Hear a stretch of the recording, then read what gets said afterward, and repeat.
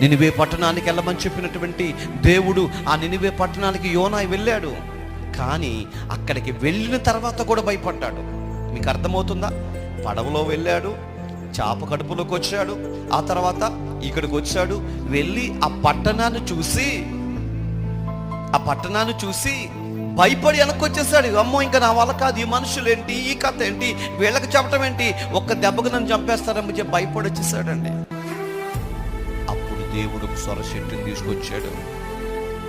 సొరచెట్టు కింద హాయిగా పడుకున్నాడు. ఓ పురుగు వచ్చింది. ఆ పురుగు ఆ సొరచెట్టుని తినేసింది, చచ్చిపోయింది, ఎండిపోయింది. లేచాడు. ఏంటి పరిస్థితి అని అడిగాడు.